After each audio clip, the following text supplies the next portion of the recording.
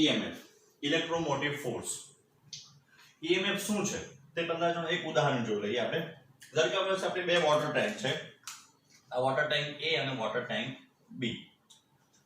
તો water tank A ને B અહીંયાથી A માંથી પાણી ઓટોમેટિક B સુધીમાં આવશે. કેમ? કારણ કે A આગળ જેમ કહેવાય કે સ્થિતિ ઊર્જા વધારે છે, વધારે આપણે એમ કહેવાય વિદ્યુતની દ્રષ્ટિએ વાત કરીએ તો વધારે સ્થિતિમાન છે, આ ઓછા સ્થિતિમાન છે. એકવાર ધારો કે આખી ટાંકી ખાલી થઈ ગઈ અને B ભરાઈ ગઈ, પણ આપણે જો કન્ટિન્યુઅસ વોટર ફ્લો જે છે ચાલુ રાખવો હોય, એટલે કે માની લો કે પાણીની જગ્યા પર માની કે આ ઇલેક્ટ્રોન કે વિદ્યુત ભારનો જથ્થો પ્રવાહ છે, એટલે કે ભાઈ વહન થતું છે, તો એ વહન કન્ટિન્યુઅસ રાખીએ તો જ પરિપથની અંદર આપણે એમ કહેવાય પ્રવાહ જે છે એ વહન પામે. તો એના માટે આપણે શું કરવું પડે? તો કોઈક આપણે એવી રચના બનાવવી પડે કે જ્યાંથી જે રચના નીચા સ્થિતિમાનથી ઊંચા સ્થિતિમાને શું થાય તો પાણીને લઈ જાય. અને આપણને બધાને ખબર છે એવું કરવા માટે શું કરવું પડે? તો એવું કરવા માટે આપણે અહીંયા આ A અને B ની વચ્ચે કોઈ પંપ મૂકવો પડે કે જે પંપ શું કરશે તો નીચા સ્થિતિમાનથી ઊંચા સ્થિતિમાને શું થાય તો પાણીને લઈ જાય. તો જે કામ આ પાણી પંપ કરે એવું જ કામ જે છે એ બેટરી છે, અને એ જ બેટરીનું EMF આપણે એમ કહી શકાય ઇલેક્ટ્રોમોટિવ ફોર્સ. એ કારણ છે, રીઝન છે, એ ઊર્જા છે જે શું કરશે તો નીચા સ્થિતિમાનથી વિદ્યુત ભારને ઊંચા સ્થિતિમાન સુધી લઈ જાય. ધારો કે આપણી પાસે બેટરી છે, આ બેટરીને આપણે બાહ્ય અવરોધ સાથે જોડીએ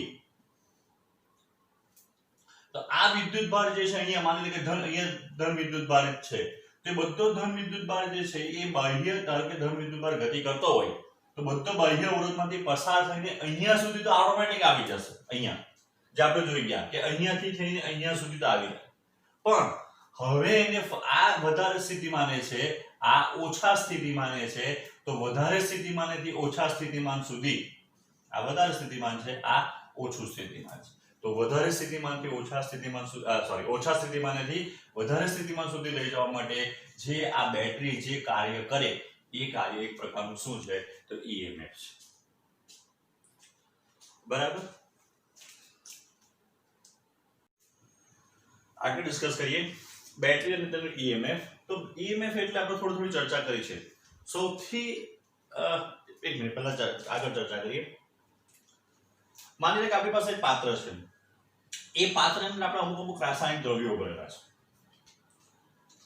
એ દ્રવ્યો એવા છે કે જેને લીધે આપણે કહી શકાય કે ઉષ્માક્ષેપા પ્રક્રિયા થાય કે ઊર્જા મુક્ત થાય. એ ઊર્જા જે છે એ અમારેલા વિદ્યુત ભારો જે છે એ વિદ્યુત ભારોને મળે. તો એ જે વિદ્યુત ભારો જે છે હવે આ ઊર્જાને લઈને આપણે કઈ ગતિ કરવા મળે, એના ઉપર જે બળ લાગે એને આપણે Fn ગણીએ. નોન ઇલેક્ટ્રિકલ ફોર્સ છે આ વિદ્યુત બળ જે આપણે ભણી ગયા F = QE. આ પ્રકારનું બળ નથી, એટલે અવિદ્યુતીય બળ છે. જે રાસાયણિક અંદર દ્રવ્યો ભરેલા છે, બરાબર, એ રાસાયણિક દ્રવ્યો જે ને લીધે ઊર્જા જે ઉત્પન્ન થઈ, એ ઊર્જાને લીધે આ જે વિદ્યુત ભારો જે છે જે અંદર રહેલા છે રાસાયણિક દ્રવ્યોની અંદર એના ઉપર બળ લાગે. બળ હંમેશા આપણે એમ કહી શકાય કે ધન વિદ્યુત ભાર પર જે દિશામાં બળ લાગશે એની વિરુદ્ધ દિશામાં જ ઋણ વિદ્યુત ભાર પર બળ લાગે. તો માની લો કે ધન વિદ્યુત ભાર પર આ દિશામાં બળ લાગે, ઋણ વિદ્યુત ભાર પર એની વિરુદ્ધ દિશામાં બળ લાગે. તો એને લઈને હવે શું થાય? એમ કહી શકાય કે ધન વિદ્યુત ભાર જે છે એ પાત્રની એક બાજુ ભેગા થવા માંડે અને ઋણ વિદ્યુત ભાર પાત્રની બીજી બાજુ ભેગા થવા માંડે. તો હવે કેટલા વિદ્યુત ભારો જે છે તે પાત્રની એક બાજુ ધન વિદ્યુત ભાર ને કેટલા જેમ કે પાત્રની બીજી બાજુ ઋણ વિદ્યુત ભાર ભેગા થાય. તો હવે આપણે જોઈ શકીએ અહીંયા કે જે રીતના અહીંયા તમે જો કે ધન વિદ્યુત ભાર ભેગો થઈ ગયો, અહીંયા ઋણ વિદ્યુત ભાર ભેગો થઈ ગયો, તો ધન થી ઋણ આપણને શું મળવાનું? વિદ્યુત ક્ષેત્ર મળે. આ વિદ્યુત ક્ષેત્રને લીધે F = QE પ્રકારનું બળ લાગે. તો ધન વિદ્યુત ભાર જે છે ધન વિદ્યુત ભાર પર કઈ દિશામાં બળ લાગવાનું? તો ધન વિદ્યુત ભાર ઉપર આપણે એમ કહી શકાય Fe જેટલું જે અવિદ્યુતીય બળ હતું એની વિરુદ્ધ દિશામાં લાગે. આમાં બી Fe જેટલું તો વિદ્યુત ક્ષેત્રની વિરુદ્ધ દિશામાં ઋણ વિદ્યુત ભાર પર બળ લાગે અને અવિદ્યુતીય બળની બી ઋણ દિશામાં. શરૂઆતમાં હવે શું હતું? તો શરૂઆતમાં જ્યારે માત્ર અહીંયા રાસાયણિક ઊર્જા જે ઉત્પન્ન થતી હતી એને કારણે અવિદ્યુતીય બળ જે લાગતા હતા, એ અવિદ્યુતીય બળ ને લીધે જે ધન વિદ્યુતભાર અને ઋણ વિદ્યુતભાર પર બળ લાગતા હતા એ માત્ર કયા હતા? તે માત્ર અવિદ્યુતીય બળ હતા, Fn, નોન ઇલેક્ટ્રિકલ ફોર્સ, જે એમ માની લે કે અચળ છે.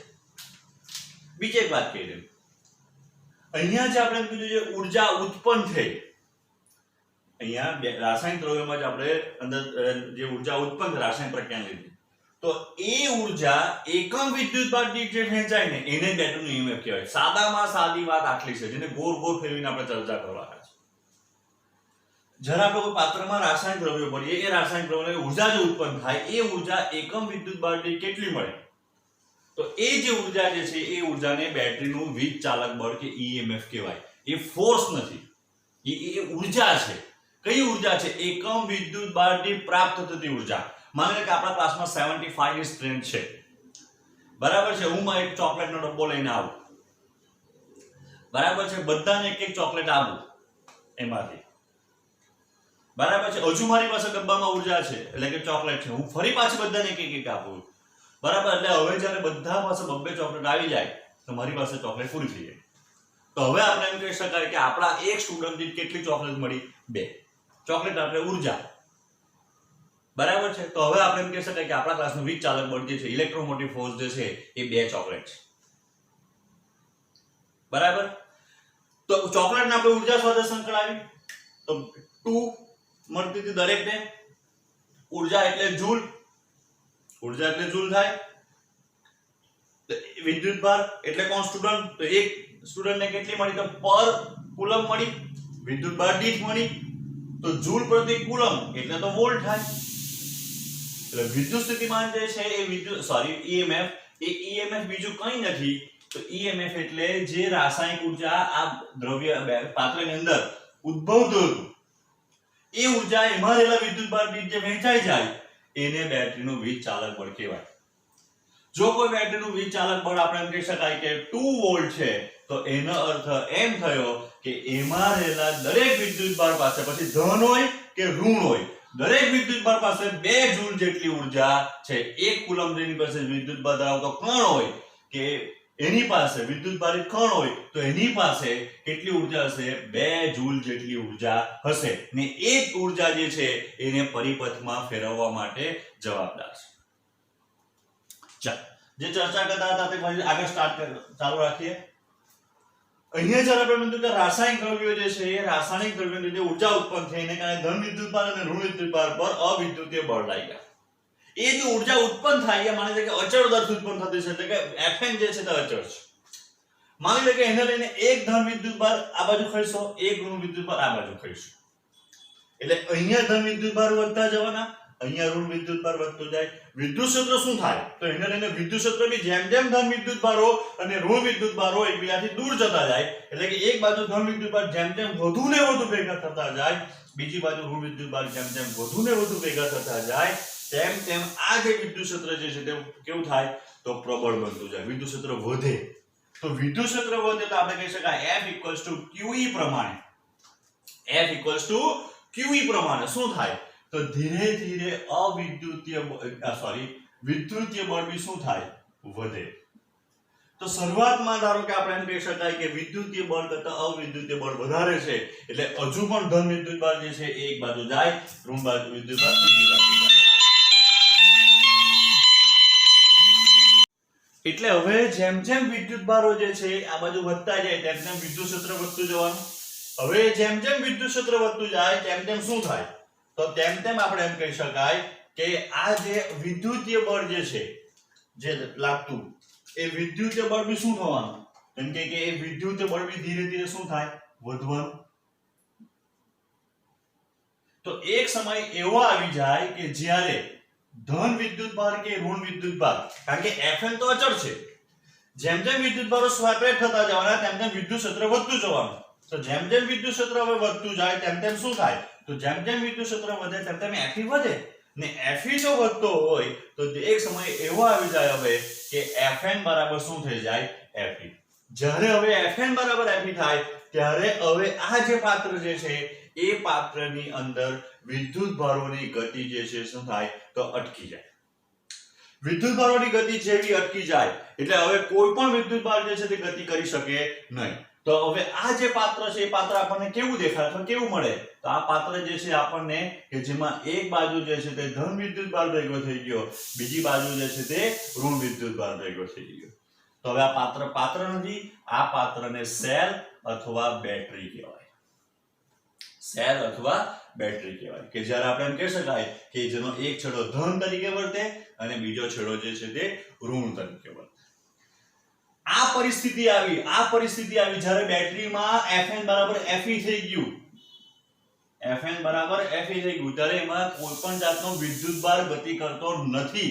જો વિદ્યુતભાર ગતિ ન કરતો હોય તો વિદ્યુત પ્રવાહનું નિર્માણ નહીં થાય. એટલે આ એવી પરિસ્થિતિ છે જ્યારે બેટરીમાંથી વહેતો પ્રવાહ કેવો છે? 0. ક્યારે પ્રવાહ 0 થયો? જ્યારે આપણે એમ કહી શકાય કે Fn બરાબર Fe થઈ ગયું. અવિદ્યુતીય બળ અને વિદ્યુતીય બળના મૂલ્ય કેવા થઈ ગયા? સમાન થઈ ગયા. તો જ્યારે બેટરીમાં વિદ્યુતભાર પર લાગતા અવિદ્યુતીય બળ અને વિદ્યુત બળના મૂલ્યો સમાન થાય, જ્યારે બેટરીમાં કોઈ પણ પ્રકારનો વિદ્યુત પ્રવાહ પસાર ન થાય ત્યારે એ બેટરી જે છે એની ઓપન સર્કિટ કન્ડિશનમાં છે એમ કહેવાય. બેટરી એની ઓપન સર્કિટ કન્ડિશનમાં છે એમ કહેવાય. ને જ્યારે બેટરી તેની ઓપન સર્કિટ કન્ડિશનમાં હોય ત્યારે બેટરીમાંથી કોઈ પણ પ્રકારનો પ્રવાહ વહેતો નથી.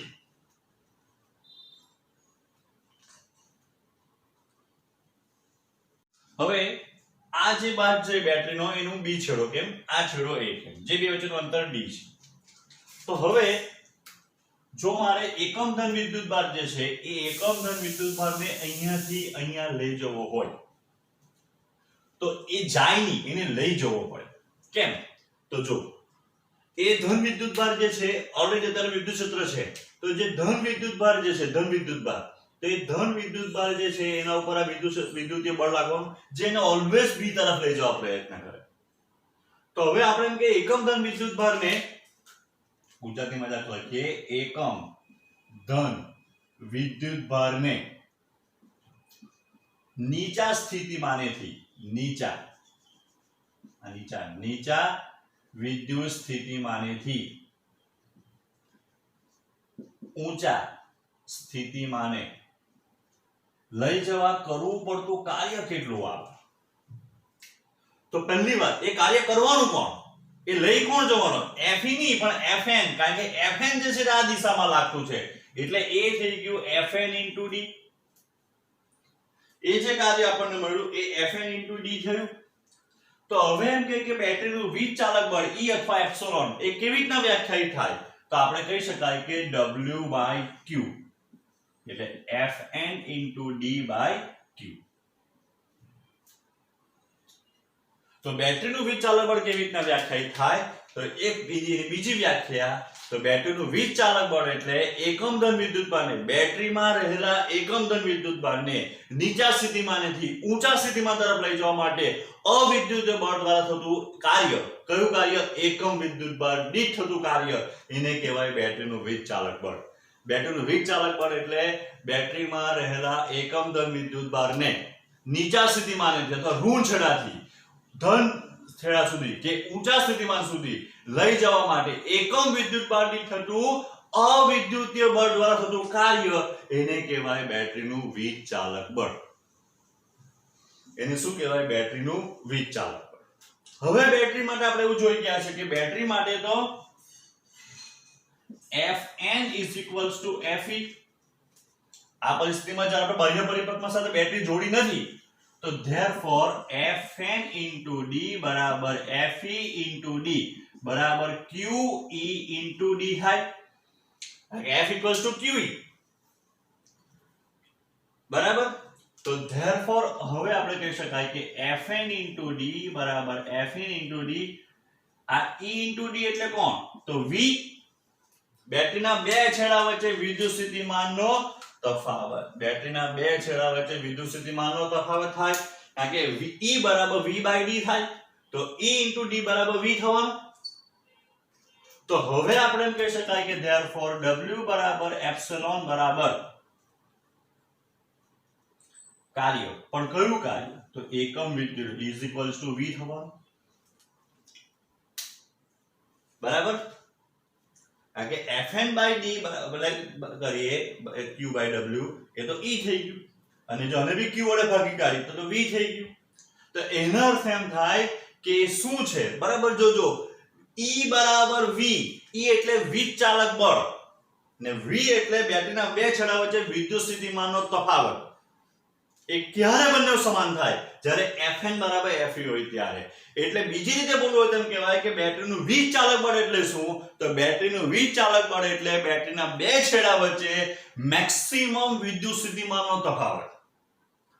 બેટરીના ધન છેડા અને ઋણ છેડા વચ્ચે ઉદ્ભવતો મેક્સિમમ મહત્તમ વિદ્યુત સ્થિતિમાનનો તફાવત એટલે જ બેટરીનું વીજ ચાલક બળ. એને ક્યારે ઉત્પન્ન થાય? જ્યારે Fn બરાબર Fe થાય ત્યારે. જ્યારે Fn બરાબર શું થાય? Fe થાય ત્યારે. અને Fn બરાબર Fe એટલે શું? તો ઓપન સર્કિટ કન્ડિશન. એટલે હવે આપણે એમ કહી શકાય કે ઓપન સર્કિટ કન્ડિશનની અંદર બેટરીનું વીજ ચાલક બળ અને બેટરીનો શું થાય? બે છેડા વચ્ચે વિદ્યુત સ્થિતિમાનનો તફાવત, એને ઘણી વખત ટર્મિનલ વોલ્ટેજ પણ કહેવાય. એ બંને કેવો થાય? સમાન થાય.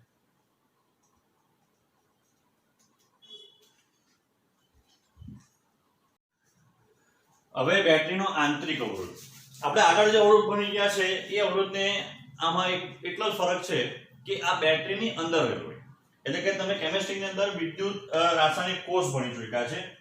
તો વિદ્યુત રાસાયણિક કોષ પર આપણે વિચાર કરીએ તો એનું નોર્મલ જે છે એ સ્ટ્રક્ચર, તો એમાં એક પાત્ર હોય, એ પાત્રની અંદર વિદ્યુત દ્રાવણ હોય, એમાં બે જુદા જુદા દ્રવ્યોના કે ધાતુઓના ઇલેક્ટ્રોડ ડૂબાડેલા હોય. તો એ રચના આ રચના ઓલમોસ્ટ સેમ જ છે, ખાલી આપણે એની સ્ટ્રક્ચર થોડું જુદું છે. તો જ્યારે હવે આપણે એમ કહી શકાય કે બેટરીમાંથી વિદ્યુતભાર પસાર થતો હોય, વિદ્યુત પ્રવાહ કે વિદ્યુતભાર જ્યારે પસાર થાય, તો જ્યારે બેટરીમાંથી પસાર થાય ત્યારે એને હંમેશા વિદ્યુત દ્રાવણમાંથી પસાર થવું પડે. જેને આપણે રાસાયણિક દ્રવ્યો ભરેલા એમ કહેતા હતા, ખરેખર બેટરીનું વિદ્યુત દ્રાવણ છે, તેને ઇલેક્ટ્રોલાઇટ કહેવાય. તો જ્યારે ધન વિદ્યુતભાર કે ઋણ વિદ્યુતભાર બેટરીમાંથી પસાર થાય, તો ત્યારે એમાં રહેલા દ્રાવણ કે ઇલેક્ટ્રોલાઇટમાંથી એને પસાર થવું પડે. ને એ પસાર થવા માટે એને શું પસાર થાય ત્યારે એ દ્રાવણમાં રહેલા આયનો અણુ કે એની સાથે શું થાય? એની અથડામણ થાય. અને એને લઈને શું થાય? તેમ કે એનો અવરોધ જે છે એ ઉદ્ભવે. તો જ્યારે વિદ્યુતભારો જે છે એ બેટરીમાંથી પસાર થાય, તો બેટરીમાં ભરેલા રાસાયણિક દ્રવ્યોને કારણે બેટરી જે વિદ્યુતભારો પર અવરોધ ઓફર કરે કે અવરોધ લગાડે, એને કહેવાય બેટરીનો આંતરિક અવરોધ R. એ બેટરીની અંદર હોય. એટલે બેટરી જે છે એની સંજ્ઞા આપણને બધાને ખબર છે. તો બેટરી જે છે એની સંજ્ઞા જે છે એક લાંબી અને એક ટૂંકી લીટી આ રીતની તમે V કે E લખી શકો. આ બેટરીની સંજ્ઞા થઈ ગઈ. હવે જ્યારે આપણે એમ કહી શકાય એની સાથે સ્મોલ r અને આ રીતના ડોટેડ બોક્સની અંદર બતાવેલું હોય, તો એ માનવાનું કે એ શું છે? તો એ એનો આંતરિક અવરોધ છે. નોર્મલી આંતરિક અવરોધ જે છે એ ઘણો ઓછો હોય. આપણને આંતરિક અવરોધ શોધવાનું આ ચેપ્ટરમાં સૂત્ર બી સાબિત કરવાનું છે અને એનું પ્રેક્ટિકલ બી છે. તો આંતરિક અવરોધ નોર્મલી જે છે તે ઘણો ઓછો હોય, પણ ઘણી વખત એવું બને કે જ્યારે સેલ બહુ ડીમ થઈ જાય, બરાબર છે, અથવા સેલ વધારે વપરાઈ જાય, અથવા ઘણી વખત તાપમાન વધી જાય, આવા બધા ઘણા બધા લીધે શું થાય? આંતરિક અવરોધ વધી બી જાય. પણ નોર્મલી જે છે તે પોઈન્ટમાં કે 1.2 2.2 એવા કંઈક સમથિંગ આવે, ઘણી વખત 20-25 બી આવે. તો આંતરિક અવરોધ કઈ બાબત ઉપર આધાર રાખે? તો 5 બાબત ઉપર આંતરિક અવરોધ જે છે એ બેટરીનો આધાર રાખે. પહેલું, દ્રાવણના પ્રકાર ઉપર, તમે કયા પ્રકારનું દ્રાવણ અંદર ભરેલું છે એના ઉપર આધાર રાખે. દ્રાવણની સાંદ્રતા ઉપર, અત્યારે આપણે વાત કરી કે જેમ જેમ સેલ જે વપરાતો જાય એટલે દ્રાવણમાં જે અંદર જે ઇલેક્ટ્રોલાઇટ જે છે એ વપરાઈ જવાના. તો ઇલેક્ટ્રોલાઇટ વપરાય એટલે સાંદ્રતા ઘટવાની, તો આંતરિક અવરોધ વધે. ધ્રુવો વચ્ચેના અંતર ઉપર, કારણ કે જેમ ધ્રુવો વચ્ચેનું અંતર વધારે હશે તેમ વિદ્યુતભારે પ્રમાણમાં વધારે અંતર કાપવું પડે, અને પ્રમાણમાં જો વધારે અંતર કાપવું પડે તો એમ કહી શકાય કે આંતરિક અવરોધ બેને કેવો લાગે? વધારે લાગે. ધ્રુવોના વિદ્યુત દ્રાવણમાં ડૂબેલા ભાગના ક્ષેત્રફળ ઉપર, તમે કેટલો ઇલેક્ટ્રોલાઇટ જ્યારે ડૂબાડો ત્યારે તમે કેટલા પ્રમાણમાં ડૂબાડતા છે, તો એના પર બી એનો આધાર રાખે, એના ડૂબેલા ભાગના ક્ષેત્રફળ ઉપર. અને જે પાંચમું અને છેલ્લું જે આધાર રાખે તાપમાન ઉપર. તો જેમ તાપમાન વધશે તેમ બેટરીનો આંતરિક અવરોધ જે છે શું થાય? તો એમ કહી શકાય વધે. હવે વીજચાલક બળ, ટર્મિનલ વોલ્ટેજ અને R વચ્ચેનો આંતરિક અવરોધ R વચ્ચેનો સંબંધ ધારવીએ તો આપણે કહી શકાય કે EMF ની વ્યાખ્યા મુજબ E બરાબર તો જો અહીંયા આપણે શું કરેલું છે તો એક આખી બેટરી છે જેમાં આપણા બેટરી એનો આંતરિક અવરોધ બતાવેલું છે, એને એક બાહ્ય પરિપથ R સાથે જોડ્યો. એટલે કે એક સાદી ઉદાહરણ લઈએ તો એક આપણી પાસે સેલ છે, બરાબર છે, આ રીતનો. એ સેલ સાથે આપણે બલ્બ જે છે તે જોડ્યું, એટલે બલ્બ ઓન થવાનો. કેમ? કારણ કે એમાંથી પ્રવાહ પસાર થવાનો. તો હવે જ્યારે બેટરીમાંથી વિદ્યુત પ્રવાહ પસાર થતો હોય અહીંયાથી આમાંથી પસાર થવાનો બેટરીમાંથી, ત્યારે બેટરીના બે છેડા વચ્ચે વિદ્યુત સ્થિતિમાનનો તફાવત એટલે જ બેટરીનો ટર્મિનલ વોલ્ટેજ V. બેટરીના જ્યારે વિદ્યુત પ્રવાહ પસાર થતો હોય ત્યારે બેટરીના બે છેડા વચ્ચે વિદ્યુત સ્થિતિમાનનો તફાવત એને જ કહેવાય બેટરીનો ટર્મિનલ વોલ્ટેજ V.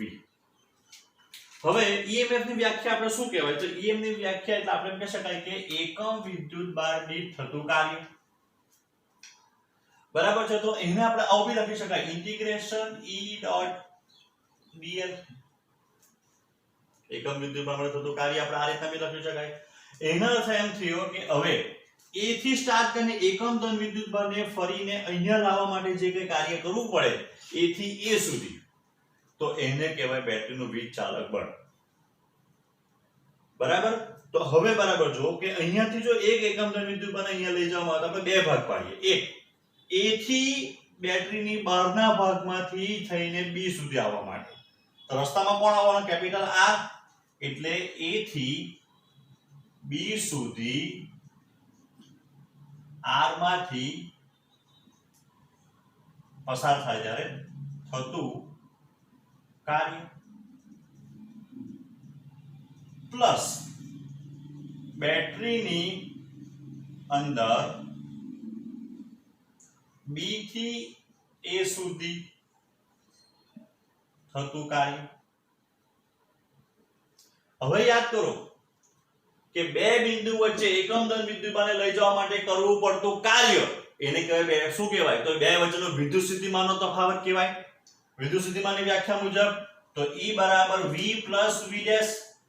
એટલે કે આ અહીંયાથી જે છે એના વિદ્યુત સ્થિતિમાન તફાવત V છે, આ બે વચ્ચેનો વિદ્યુત સ્થિતિમાન તફાવત કેટલો છે? તો V ડેશ છે. તો therefore E ઓહમના નિયમ પ્રમાણે તો આ બે વચ્ચેનો વિદ્યુત સ્થિતિમાન તફાવત થવાનો IR. અહીંયા IR સ્મોલ r પણ કેમ? કારણ કે અહીંયા A અને B વચ્ચે જે અવરોધ છે કેટલો છે? સ્મોલ r છે. અહીંયા A અને B વચ્ચેનો અવરોધ કેટલો છે? કેપિટલ R છે. એટલે V IR + R. તો therefore E બરાબર I R plus R. તો therefore I is equals to E upon R plus R. આ આપણને વિદ્યુત પ્રવાહ શોધવા માટેનું એક સર્વસામાન્ય સૂત્ર મળ્યું કે કોઈપણ પરિપથમાંથી વહેતો વિદ્યુત પ્રવાહ એટલે તો E એટલે એને ગુજરાતીમાં લખીએ તો કુલ EMF ના છેદમાં કુલ અવરોધ. પરિપથનું કુલ EMF ના છેદમાં પરિપથનો કુલ અવરોધ તમે મૂકી દો તો એ તમને શું મળશે? એ પરિપથમાં વહેતા પ્રવાહનું મૂલ્ય. I બરાબર E upon R plus R. E એટલે અહીંયા કુલ પરિપથનો એક જ બેટરી છે, એનું એક જ વીજ ચાલક બળ છે E. જ્યારે અવરોધ બે છે, કેપિટલ R ને સ્મોલ r બંને બીજા સાથે શ્રેણીમાં છે એટલે R plus R સરવાળો થઈ ગયો. તો હવે અહીંયા પણ રસ્તામાં એક સૂત્ર મળી ગયું આવ્યું. આપણે શોધવાના છે આ ત્રણ વચ્ચેનો સંબંધ. તો આગળ વાત કરીએ હવે. તો therefore અહીંયા કે V equals to IR. V equals to IR આપણે લખેલું છે. તો V બરાબર ER upon R plus R. આ બીજું એક સૂત્ર મળ્યું ટર્મિનલ વોલ્ટેજ શોધવાનું. તથા આપણે બીજું શું કહી શકાય કે V બરાબર E minus IR. સોરી પહેલા એક સ્ટેપ મૂકીએ V ડેશ આના ઉપર. E બરાબર V plus V ડેશ. તો V બરાબર E minus V ડેશ થઈ ગયું. તો therefore V માં E IR V ડેશ બરાબર તો IR છે. તો આ પહેલું આપણને સૂત્ર મળ્યું આ ત્રણ વચ્ચેનો સંબંધ દર્શાવતું કે V E અને R વચ્ચેનો. હવે આ સૂત્ર કહીશું તો બરાબર સમજો. જ્યારે બેટરીની અંદર આપણે વાત કરતા હતા કે જ્યારે કોઈ બેટરીની અંદર આ B છેડો હતો ને આપણો A છેડો હતો, આ પાત્ર આપણો હતો. જ્યારે એકમ ધન વિદ્યુતભાર B થી A સુધી પહોંચે તો ત્યારે જે ઊર્જા પ્રાપ્ત થાય એ ઊર્જાનું બેટરીનું શું કહેવાય? વિચાલક બળ કહેવાય. તો જ્યારે B પરથી A પર લઈને જતો હતો ત્યારે એની પાસે ઊર્જા કેટલી હતી? E જેટલી. એને ઊર્જા કેટલી પ્રાપ્ત થાય? E જેટલી પ્રાપ્ત થાય. કોને? એકમ ધન વિદ્યુતભારને. એટલે એકમ ધન વિદ્યુતભાર જ્યારે B થી A સુધી પહોંચે ત્યારે એની પાસે ઊર્જા કેટલી હોવી જોઈએ? બેટરીના વિચાલક બળ જેટલી હોવી જોઈએ, E જેટલી. પણ બેટરીમાં રહેલા આંતરિક અવરોધને લીધે IR જેટલી ઊર્જા શું થાય? એની વપરાઈ જાય, ખર્ચાઈ જાય. અને એ ઊર્જા આપણને ઉષ્મા ઊર્જા સ્વરૂપે મળે. મોબાઈલ ચાર્જ કરો એટલે ગરમ થાય, બરાબર? એ જે ઊર્જા આપણને જે વ્યય એ આપણને ઉષ્મા ઊર્જા સ્વરૂપે મળે. IR જેટલી ઊર્જા ગુમાવી દે તો હવે એને મળે કેટલી? એની પાસે બચે કેટલી? V જેટલી. એટલે આ જે સંબંધ છે એકદમ સિમ્પલ છે. એકમ ધન વિદ્યુતભાર માટે ગણતરી કરીએ તો જ્યારે બેટરીના ઋણ છેડાથી ધન છેડા સુધી પહોંચે ત્યારે એકમ ધન વિદ્યુતભારને બેટરી કેટલી ઊર્જા આપે? E જેટલી. પણ જ્યારે એક છેડાથી બીજા છેડા સુધી પહોંચે ત્યારે IR જેટલી ઊર્જા શું થાય? વપરાઈ જાય. કોને? એકમ ધન વિદ્યુતભારને. બચે કેટલી? V જેટલી. આ V એનો ટર્મિનલ વોલ્ટેજ કહેવાય ને, બરાબર છે? એટલે માની લે કે ધારો કે કોઈ બેટરી છે એનો વિચાલક બળ 1.5 હોય તો ટર્મિનલ વોલ્ટેજ 1.4 1.48 એ ટાઈપનો આવે, કારણ કે આંતરિક અવરોધ જે છે તે ઘણો ઓછો હોય, બરાબર? આગળ આપણે વાત કરેલી કે V ને E બી સરખા થાય. I બરાબર 0 મૂકો, V બરાબર E, I બરાબર 0, V બરાબર E. તો જ્યારે બેટરીમાંથી પ્રવાહ ન પસાર થતો હોય ત્યારે શું થાય? તો જ્યારે એમ કે અમારી કઈ બાદની થાય એટલે V બરાબર E થાય. જ્યારે I બરાબર 0 થાય ત્યારે V બરાબર E. તો તે બી આપણે વાત કરેલી. I બરાબર 0 એટલે બેટરી તેની ઓપન સર્કિટ કન્ડિશનમાં હોય. તો બેટરી જ્યારે ઓપન સર્કિટ કન્ડિશનમાં હોય ત્યારે બેટરીના બે છેડા વચ્ચેનો વિદ્યુત સ્થિતિમાનનો તફાવત એ બેટરીના વિચાલક બળ જેટલો હોય અને તે કેટલો હોય? તો મેક્સિમમ જેટલો હોય. એટલે V બરાબર E થાય. તો આપણને આ જે આગળ ચર્ચા કરી ગયા તેની સાથે બંધબેસતું આવે. એટલે પહેલું સૂત્ર આપણને આ મળે. હવે ધારો કે આમાંથી આપણે R ને કરતા બનાવીએ તો E - V = IR. તો therefore R is equal to E minus V upon R. E minus V. I બરાબર શું લખી શકાય? I બરાબર જો તો I બરાબર આપણે લખી શકાય V upon R, કારણ કે V equals to IR. તો therefore R બરાબર E minus V upon V into R. આ બીજો સંબંધ આપણને મળે. આમાં પ્રવાહ છે, આમાં પ્રવાહનો ડ્રોપ કરેલો છે આપણે. તો આ જે સંબંધ જે છે એ બેટરીનો ટર્મિનલ વોલ્ટેજ, બેટરીનું વિચાલક બળ અને આંતરિક અવરોધ શોધવા માટેનું સૂત્ર. હવે પાછું એકવાર જોઈ લઈએ, કન્ફ્યુઝન થઈ ગયું હશે. વિચાલક બળ એટલે એકમ ધન વિદ્યુતભારને બેટરીના ઋણ છેડાથી ધન છેડા સુધી લઈ જવા માટે એકમ ધન વિદ્યુતભારથી થતું કાર્ય. જ્યારે બેટરીમાંથી પ્રવાહ પસાર ન થતો હોય ત્યારે બેટરીના બે છેડા વચ્ચે વિદ્યુત સ્થિતિમાનનો તફાવત એટલે જ બેટરીનું વિચાલક બળ. જ્યારે બેટરીમાંથી વિદ્યુત પ્રવાહ પસાર થતો હોય ત્યારે બેટરીના બે છેડા વચ્ચેનો વિદ્યુત સ્થિતિમાનનો તફાવત એ જ બેટરીનો ટર્મિનલ વોલ્ટેજ V કહેવાય. એ જેનો શું કહેવાય? ટર્મિનલ વોલ્ટેજ V કહેવાય. આંતરિક અવરોધ જ્યારે બેટરીમાં વિદ્યુતભાર ગતિ કરતો હોય તો બેટરીમાં ભરેલા રાસાયણિક દ્રવ્યોને લીધે જે અવરોધ અનુભવાય, બેટરી જે અવરોધ એને ઓફર કરે, જે લાગુ પાડે એને કહેવાય બેટરીનો આંતરિક અવરોધ. એ વધારાનો હોતો નથી, એ બેટરીની અંદર જ હોય છે. તો આંતરિક અવરોધ, વિચાલક બળ અને ટર્મિનલ વોલ્ટેજના સંબંધ દર્શાવતું સૂત્ર. ચાલો હવે કેટલા ગ્રાફ જોઈએ. તો પહેલા આપણે આ સૂત્ર તારવી ગયા છે. પહેલો જે આપણે ગ્રાફ જોવાના છે એ બે ગ્રાફ છે. એક E against R અને એ V against R. E એટલે વિચાલક બળ અને V એટલે ટર્મિનલ વોલ્ટેજ R. તો બેટરીનું વિચાલક બળ જે છે એ બાહ્ય અવરોધ ઉપર આધારિત નથી. એટલે જો આપણે E against R નો જો ગ્રાફ પ્લોટ કરીએ તો એ ગ્રાફ જે છે આપણને સુરેખા મળે. બેટરીનું જેટલું વિચાલક બળ ગમે તો બાહ્ય આંતરિક બાહ્ય અવરોધ વધારો એના બેટરીનું વિચાલક બળ વધતું નથી. આપણા સૂત્ર જોઈ ગયા V = IR, I = E/R + R * R.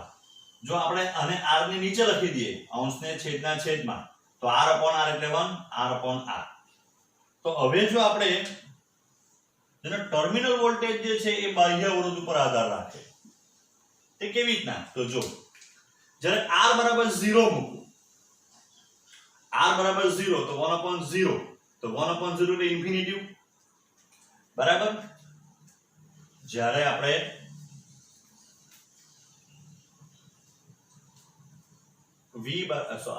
r બરાબર 0 મૂકીએ તો 1 plus r upon r is equals to 1 upon r upon 0 એટલે તો ઇન્ફિનિટી થઈ ગયું. તો 1 upon ઇન્ફિનિટી એટલે 0 એટલે આ બિંદુ મળે આપણને v બરાબર r બરાબર 0 હોય ત્યારે v બરાબર v કેવો થાય 0. હવે જેમ જેમ r વધતો જાય તો જ્યારે એમ કહે કે આ બંને સરખું થાય r બરાબર સ્મોલ r થાય તો 1 plus 1 equals to 2 થવાનું કારણ કે r upon r એટલે 1 થવાનું. તો એટલે એ તમારો જે છે એ v equals to e by 2 થાય. તો આ જો e હોય તો આ e by 2 મળે અને r બરાબર જ્યારે ઇન્ફિનિટી મૂકો r બરાબર જ્યારે ઇન્ફિનિટી મૂકો તો r બરાબર ઇન્ફિનિટી મૂકો તો 1 upon infinity 0 તો v બરાબર e થઈ ગયું તો વધી ગયો. એનો જે ગ્રાફ જે છે એ આ રીતનો મળશે. બીજો આપણે ગ્રાફ જોઈએ એ v against I નો. આપણી પાસે સૂત્ર છે v equals to e minus IR. તો therefore v equals to minus r into I plus e. તો આની જો આપણે સરખાવીએ y બરાબર mx plus c તો એ તમને ગ્રાફ કેવો મળવાનો v against I નો બેટરી માટે ડ્રો કરીએ તો પહેલા તો એનો ઢાળ ઋણ છે એટલે રેખા આમ આવવાની વિદ્યુત એનો c આંતરિક અંતઃખંડ એ પ્લસ મળ્યો તો અંતઃખંડ પ્લસ મળ્યો એનો અર્થ એમ થાય કે શું થાય તો એ ધન y પર છેદે તો એનો જે ગ્રાફ જે છે એ આ મળે. આ જે તમારો અંતઃખંડ મળ્યો એનું વીજ ચાલક બળ બતાવશે બરાબર ને આ જેનો સ્લોપ જે આવે એ સ્લોપ ઇક્વલ્સ ટુ r થાય કારણ કે માઈનસ માઈનસ છે એટલે કે માઈનસ r બતાવે. અવરોધ ઋણ નહીં હોઈ શકે માઈનસ ઓલરેડી છે એટલે એનો આંતરિક અવરોધ જે છે એ આપણને મળે.